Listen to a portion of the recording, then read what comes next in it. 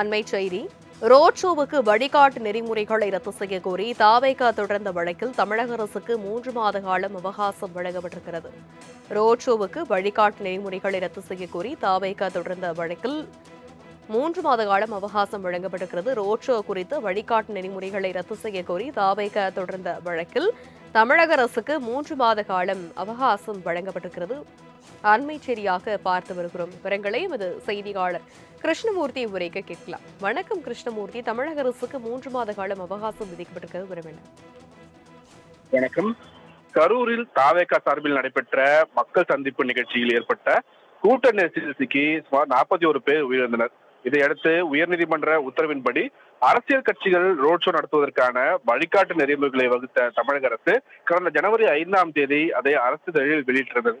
அரசின் வழிகாட்டு நெறிமுறைகளை ரத்து செய்ய கோரி தாவேகாவின் இணை பொதுச் செயலாளர் டிடிஆர் நிர்மல்குமார் சார்பில் சென்னை உயர்நீதிமன்றத்தில் வழக்கு ஒன்று தாக்கல் செய்யப்பட்டிருந்தது.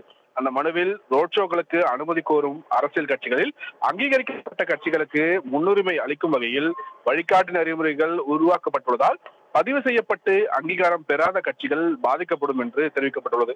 வழிகாட்டு நெறிமுறையில் கூறப்பட்டுள்ள நிபந்தனைகள் பின்பற்றுவதற்கு சாத்தியமில்லாத வகையில் உள்ளதாகவும் கட்சி நிகழ்ச்சிகளுக்கு அனுமதி பெற முடியாத நிலை ஏற்படும் என்றும் அந்த மனுவில் கூறப்பட்டிருக்கிறது. இந்த வழிகாட்டு நெறிமுறைகளில் அரசின் பொறுப்புகள் கட்சிகள் மீது திணிக்கப்படுவதாகவும் அந்த மனுவில் குற்றச்சாட்டு வைக்கப்பட்டிருக்கிறது.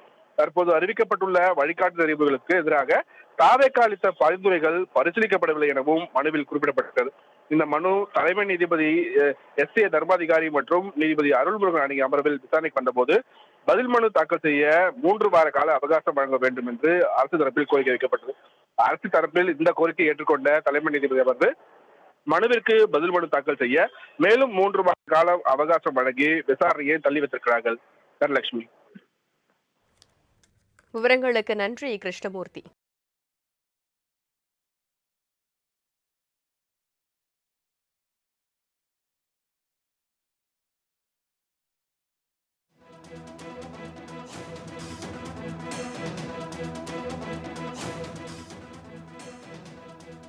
அண்மைச் செய்தி.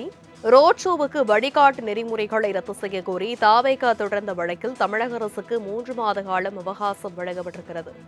ரோட் ஷோவுக்கு வழிகாட்டு நெறிமுறைகளை ரத்து செய்ய கோரி தாவேகா தொடர்ந்த வழக்கில் 3 மாத காலம் அவகாசம் வழங்கப்பட்டிருக்கிறது. ரோட் ஷோ குறித்து வழிகாட்டு நெறிமுறைகளை ரத்து செய்ய கோரி தாவேகா தொடர்ந்த வழக்கில் தமிழக அரசுக்கு 3 மாத காலம் அவகாசம் வழங்கப்பட்டிருக்கிறது. அண்மைச் செய்தியாக பார்த்து வருகிறோம். விவரங்களை எமது செய்தியாளர் கிருஷ்ணமூர்த்தி உரைக்க கேட்கலாம். வணக்கம் கிருஷ்ணமூர்த்தி. தமிழக அரசுக்கு 3 மாத காலம் அவகாசம் விதிக்கப்பட்டிருக்கிறது. விவரம் என்ன? வணக்கம்.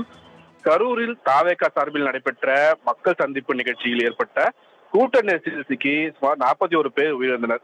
இதையடுத்து உயர்நீதிமன்ற உத்தரவின்படி அரசியல் கட்சிகள் ரோட் ஷோ நடத்துவதற்கான வழிகாட்டு நெறிமுறைகளை வகுத்த தமிழக அரசு கடந்த ஜனவரி 5ஆம் தேதி அதை அரசிதழில் வெளியிட்டிருந்தது. அரசின் வழிகாட்டு நெறிமுறைகளை ரத்து செய்ய கோரி தாவேகாவின் இணை பொதுச் செயலாளர் டிடிஆர் நிர்மல்குமார் சார்பில் சென்னை உயர்நீதிமன்றத்தில் வழக்கு ஒன்று தாக்கல் செய்யப்பட்டிருந்தது. அந்த மனுவில் ரோட் ஷோக்களுக்கு அனுமதி கோரும் அரசியல் கட்சிகளில் அங்கீகரிக்கப்பட்ட கட்சிகளுக்கு முன்னுரிமை அளிக்கும் வகையில் வழிகாட்டு நெறிமுறைகள் உருவாக்கப்பட்டுள்ளதால் பதிவு செய்யப்பட்டு அங்கீகாரம் பெறாத கட்சிகள் பாதிக்கப்படும் என்று தெரிவிக்கப்பட்டுள்ளது. வழிகாட்டு நெறிமுறையில் கூறப்பட்டுள்ள நிபந்தனைகள் பின்பற்றுவதற்கு சாத்தியமில்லாத வகையில் உள்ளதாகவும் கட்சி நிகழ்ச்சிகளுக்கு அனுமதி பெற முடியாத நிலை ஏற்படும் என்றும் அந்த மனுவில் கூறப்பட்டிருக்கிறது. இந்த வழிகாட்டு நெறிமுறைகளில் அரசின் பொறுப்புகள் கட்சிகள் மீது திணிக்கப்படுவதாகவும் அந்த மனுவில் குற்றச்சாட்டு வைக்கப்பட்டிருக்கிறது. தற்போது அறிவிக்கப்பட்டுள்ள வழிகாட்டு நெறிமுறைகளுக்கு எதிராக தாவேகா அளித்த பரிந்துரைகள் பரிசீலிக்கப்படவில்லை எனவும் மனுவில் குறிப்பிடப்பட்டிருக்கிறது. இந்த மனு தலைமை நீதிபதி எஸ். ஏ. தர்மாதிகாரி மற்றும் நீதிபதி அருள்முருகன் அடங்கிய அமர்வில் விசாரணைக்கு வந்தபோது பதில் மனு தாக்கல் செய்ய 3 வார கால அவகாசம் வழங்க வேண்டும் என்று அரசு தரப்பில் கோரிக்கை வைக்கப்பட்டது. அரசு தரப்பில் இந்த கோரிக்கையை ஏற்றுக்கொண்ட தலைமை நீதிபதி அமர்வு மனுவிற்கு பதில் மனு தாக்கல் செய்ய மேலும் 3 மாத கால அவகாசம் வழங்கி விசாரணையை தள்ளி வைத்திருக்கிறார்கள். தனலட்சுமி. விவரங்களுக்கு நன்றி கிருஷ்ணமூர்த்தி.